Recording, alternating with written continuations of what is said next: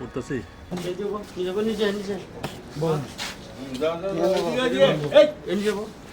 বউ বউ এনে বউ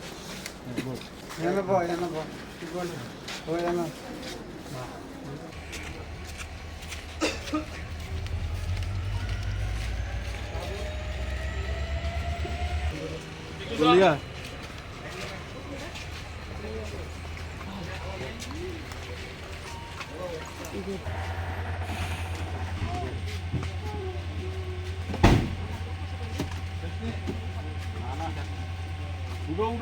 হ্যাঁ, আমরা গতকালকে আমাদের আগরতলা রেল স্টেশনে মোট 16 জন বাংলাদেশি ন্যাশনাল গ্রেপ্তার হয়েছে। তো আমাদের কাছে দুপুরবেলা একটা খবর ছিল যে এরকম একটা হিউজ কোয়ান্টিটির বাংলাদেশি এখানে আসতে পারে। তারপর আমরা জিআরপি, আরপিএফ, আমাদের বিএসএফ এবং আমাদের যে আরও সিস্টার এজেন্সিগুলো আছে, আমরা সবাই মানে ওইটা খবরটাকে শক আউট করার সব অ্যাম্বুশে বসে যাই। সব এন্ট্রি পয়েন্টগুলো আমাদের যে আগরতলা রেল স্টেশন, তখনই আমরা তাদেরকে গ্রেপ্তার করা হয়। তো এ নিয়ে আমাদের আগরতলা জিআরপি থানাতে একটা মামলা হয় তাদের এগেনস্টে, কারণ তারা অবৈধভাবে ভারতে প্রবেশ করে। তো আজকে আমরা তাদেরকে মহামান্য আদালতে প্রেরণ করছি।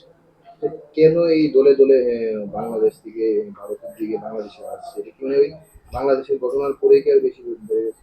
আহ, এটা এটাও হতে পারে, কিন্তু এরকম তো আরো আমরা আগেও এরকম গ্রেপ্তার করেছি। তো যাই হোক, আমরা এটা নিয়ে একটা মামলা নিয়েছি, দেখি তদন্ততে আরো কি বেরিয়ে আসে এটা থেকে। আগের গুলার থেকে তদন্ত কি বেরিয়েছে? তারা কি কারণে, কেন, কোন দিকে আসছে বাংলাদেশ থেকে ইন্ডিয়া?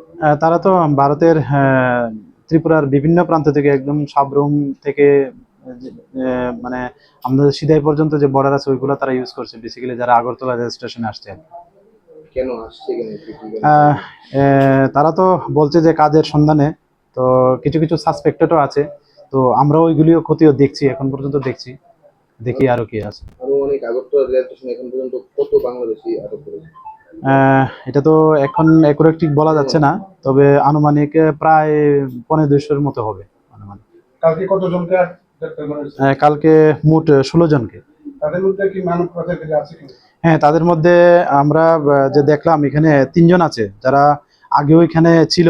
তো তারাই মানে তাদেরকে মানে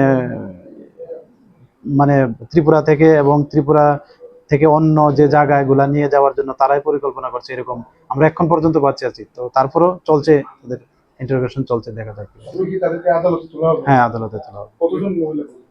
এখানের মধ্যে টোটাল 16 জনের মধ্যে 3 জন মহিলা, বাকি সবাই পুরুষ। হ্যাঁ, এখানের মধ্যে 3 জন তারা বিডিটা আউটই, অ্যাকচুয়ালি তাদের বাড়ি বাংলাদেশে, কিন্তু এখানে পরিচয় দিয়েছে যে তারা ইন্ডিয়ান এরকম আর কি, কিন্তু আমরা দেখি যে তারা বাংলাদেশি।